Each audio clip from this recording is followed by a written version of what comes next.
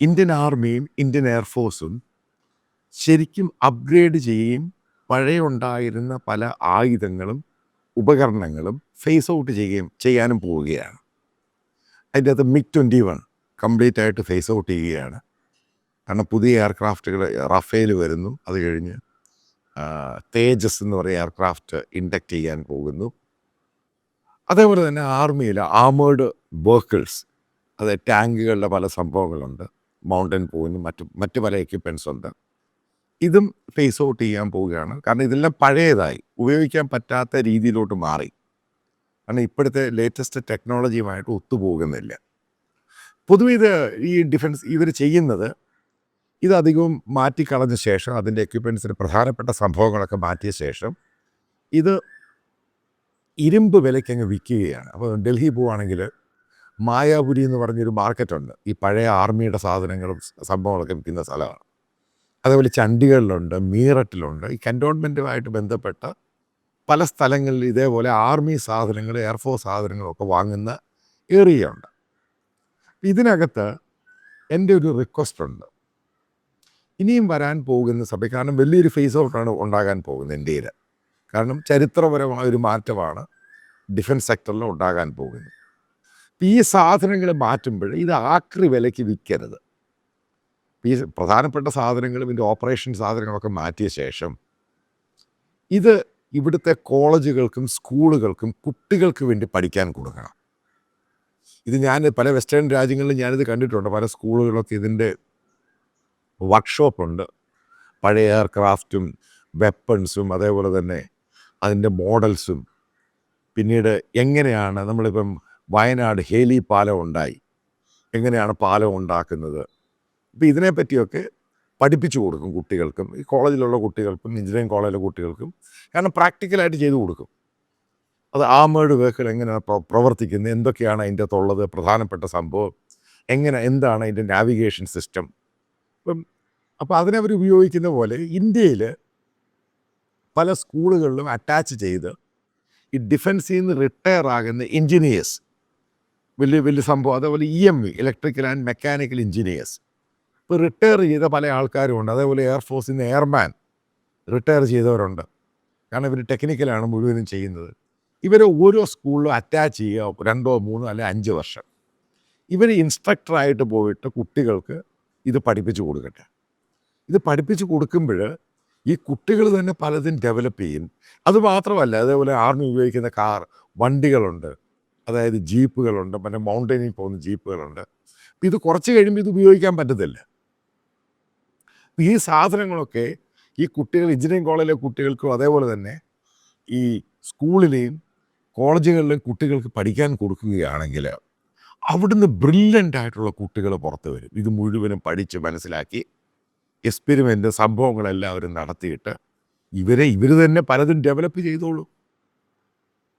ഇതൊരു വലിയൊരു അഡ്വാൻറ്റേജാണ് നമുക്ക്. കാരണം ഇത് വെറുതെ ആക്രി വിലയ്ക്ക് വിറ്റിട്ട് വലിയ പണമൊന്നും കിട്ടത്തൊന്നുമില്ല. എത്ര രൂപയ്ക്കാണ് വാങ്ങുന്നത്? ഇത് അടുത്ത തലമുറയ്ക്ക് ഇത് പഠിക്കാൻ കൊടുക്കുകയാണെങ്കിൽ ഇവരിതിനെപ്പറ്റി A to Z കാര്യങ്ങൾ, ഒരു സ്കൂളിലെ ഈ വിദ്യാഭ്യാസം കഴിവിൻ്റെ കാര്യങ്ങളെപ്പറ്റി ജനറലായിട്ടോ അതിൻ്റെ അകത്തുള്ള കാര്യങ്ങൾ ഇവരങ്ങ് പഠിക്കും. എന്നിട്ട് ഇവർ തന്നെ പലതും ഡെവലപ്പ് ചെയ്യാൻ തുടങ്ങും. അത് പിന്നീട് ആർമിക്ക് ഫർദറായിട്ട് ഡെവലപ്പ് ചെയ്ത് നമുക്കത് ഇൻഡക്റ്റ് ചെയ്ത് ഉപയോഗിക്കുകയും ചെയ്യാം. ഇപ്പോൾ എയർക്രാഫ്റ്റിൻ്റെ കാര്യം, ഇന്ത്യയിൽ എത്ര കുട്ടികൾക്ക് എയർക്രാഫ്റ്റിൻ്റെ അകത്ത് കയറിയിട്ടുണ്ട്? കാരണം സിറ്റികളിലെല്ലാവരും കയറി കാണും. പക്ഷേ ഗ്രാമത്തിലൊക്കെ ഈ പല നല്ല മിടുക്കരായ പിള്ളേരുണ്ട് ഇന്ത്യൻ ഗ്രാമങ്ങളിൽ. അതേപോലെ സിറ്റികളിലുണ്ട്.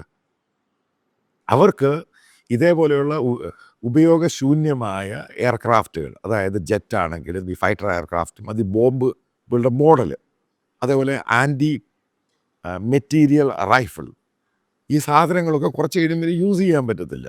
ഇതെങ്ങനെയാണ് നിർമ്മിക്കുന്നത്, ഇതെങ്ങനെയാണ് പ്രവർത്തിക്കുന്നത്, അതേപോലെ ചില ബോംബുകൾ, അതിൻ്റെ മോഡൽസ് എവിടെയൊക്കെയാണ്, ഇത് ഏത് രീതിയിലാണ് ഉപയോഗിക്കുന്നത്, ഇതിൻ്റെ ട്രിഗർ എങ്ങനെയാണ് ചെയ്യുന്നത്, ഇതൊക്കെ ഈ കുട്ടികൾക്ക് പറഞ്ഞു കൊടുക്കുക. കാരണം ഇന്ത്യൻ ആർമി ആർമേർഡ് ഫോഴ്സ് എന്ന് പറയുന്ന ഒരു വലിയ ചരിത്രമുണ്ട്. നമ്മളെപ്പോഴും പുറത്തുനിന്ന് ഇമ്പോർട്ട് ചെയ്യുന്നതിന് പറ്റി ഇതേപോലുള്ള കുട്ടികൾ പഠിച്ചു വന്നു കഴിഞ്ഞാൽ അവരിതിൻ്റെ അകത്ത് വലിയ എക്സ്പേർട്ടുകളായി മാറും ഇൻ ഫ്യൂച്ചറിൽ. ഇവർ തന്നെ പല കമ്പനികളെടുത്ത് ഇവർ തന്നെ പലതും ഡെവലപ്പ് ചെയ്യാൻ തുടങ്ങും. അതുകൊണ്ട് എൻ്റെ ഒരു അപേക്ഷയാണ്. കാരണം ഞാനിത് കണ്ടിട്ടുണ്ട് പല മാർക്കറ്റിലും. പല ആൾക്കാർ ഇതുമായിട്ട് ബന്ധപ്പെട്ട് വലിയൊരു മാഫിയ ഡീലേഴ്സ് തന്നെയുണ്ട്. ആർമിയുടെ, എയർഫോഴ്സിൻ്റെയൊക്കെ സാധനങ്ങൾ വാങ്ങാൻ. കാരണം ഹ്യൂജ് എമൗണ്ടായി സംഭവം. അത് കൊടുക്കാതെ ഇതേപോലെയുള്ള കുട്ടികൾക്ക് സ്കൂളുകളിലും കോളേജുകളിലും പഠിക്കാൻ കൊടുക്കുകയാണെങ്കിൽ ഇന്ത്യ ഒരു വലിയ റവല്യൂഷനൈസ് ചെയ്ത് കളയും. കാരണം ഈ കുട്ടികൾ പഠിച്ചു വരുവാണ് ഇത് മുഴുവൻ കണ്ട് കേട്ട് പഠിച്ച് മനസ്സിലായി കഴിഞ്ഞാൽ ഇപ്പോൾ ഹേലി പാലം പണിയുന്നു വയനാട്. ഈ കുട്ടികളിത് മനസ്സിലാക്കി പഠിക്കുക, ഇതിങ്ങനെയാണ് ഇത് പണിയുന്നത്. അവർ പുതിയ രീതിയിൽ എങ്ങനെയാണ് ഇന്നോവേറ്റ് ചെയ്ത് പുതിയ രീതിയിലുള്ള പാലം പണിയും. അപ്പോൾ ഇതൊക്കെ ആർമിക്ക് ഫ്യൂച്ചറിൽ അഡോപ്റ്റ് ചെയ്യാവുന്ന വിഷയങ്ങളാണ്. അതായത് വലിയ മാറ്റം ഇന്ത്യയിൽ ഉണ്ടാക്കാൻ സാധ്യതയുണ്ട്. ഈ ആർമിയുടെയും എയർഫോഴ്സിൻ്റെയും ഈ നേവിയുടെയും പഴയ എക്യുപ്മെൻറ്റ്സ് വിൽക്കുമ്പോൾ അതിനേക്കാളും നല്ലത് ഇത് കുട്ടികൾക്ക് പഠിക്കാൻ കൊടുക്കുക. അവരിത് പഠിച്ചു കഴിഞ്ഞ് കുറച്ച് കഴിഞ്ഞിട്ട് അവർ ഇത് വീണ്ടും ഉപയോഗശൂന്യമാകുമ്പോൾ അവർ തന്നെ അത് വിറ്റോളും. കാരണം അവർ വീണ്ടും അത് കൂടുതൽ സാധനം വാങ്ങാൻ വേണ്ടി ആ സ്കൂളിന് ഉപയോഗിക്കാൻ വേണ്ടി. അപ്പോൾ ഏകദേശം 8-10 വർഷം കഴിയുമ്പോൾ ഏറ്റവും നല്ല ബ്രില്യൻ്റ് ആയിട്ടുള്ള ഡിഫൻസുമായിട്ട് ബന്ധപ്പെട്ട എഞ്ചിനീയേഴ്സ് ഏകദേശം 10,000-15,000 കുട്ടികളാണ്. അതായത് മിടുമിടുക്കന്മാരെ എഞ്ചിനീയേഴ്സ് പുറത്തു വരികയാണ്. അവരെ ഇന്ത്യൻ ആർമിക്ക് ഉപയോഗിക്കുക, ഇന്ത്യൻ ഡിഫൻസ് സർവീസിന് ഉപയോഗിക്കാം. കാരണം അവർക്ക് ഈ സംഭവങ്ങൾ മുഴുവനും അറിയാം എങ്ങനെ ചെയ്യണം. പിന്നീട് അവർക്ക് പ്രാക്ടിക്കൽ സംഭവങ്ങളൊക്കെ കൊടുത്താൽ മതി, ട്രെയിനിങ് ഒക്കെ കൊടുത്താൽ മതി. കാരണം ഇതേപോലുള്ള റിട്ടയർഡ് ആയിട്ടുള്ള ആൾക്കാരാണ് ഇത് പഠിപ്പിച്ചു കൊടുക്കുന്നത്. അപ്പോൾ അവർക്ക് ലാംഗ്വേജ് വശമാകും, ഈ സംഭവങ്ങളുടെ എക്യുപ്മെൻസിൻ്റെ ഫെമിലിയാരിറ്റി കിട്ടും.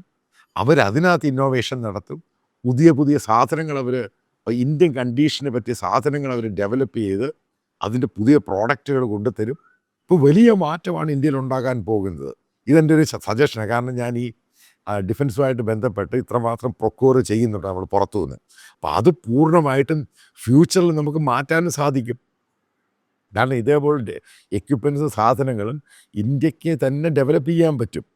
കാരണം അതേപോലെയുള്ള ബേസ് നമ്മൾ ഉണ്ടാക്കി കൊടുത്താൽ മതി. കാരണം ടെക്നോളജി ഉണ്ട്. കാരണം ടെക്നോളജിയിൽ നിന്ന് നമുക്ക് വാങ്ങാൻ കിട്ടും. അതേപോലെ തന്നെ ഡിജിറ്റൽ ലോകമാണ്. ഇതിനെ എല്ലാത്തിനെയും പറ്റി A to Z കാര്യങ്ങൾ അറിയാൻ സാധിക്കും. പിന്നെ ഈ സാധനം പ്രാക്ടിക്കലായിട്ട് ഇവർ കൈ കൊടുക്കുകയാണെങ്കിൽ ഇവരത് പൂർണ്ണമായിട്ടും മാറ്റിയെടുത്ത് പുതിയ എക്യുപ്മെൻറ്റ്സ് ആക്കിയെടുക്കും.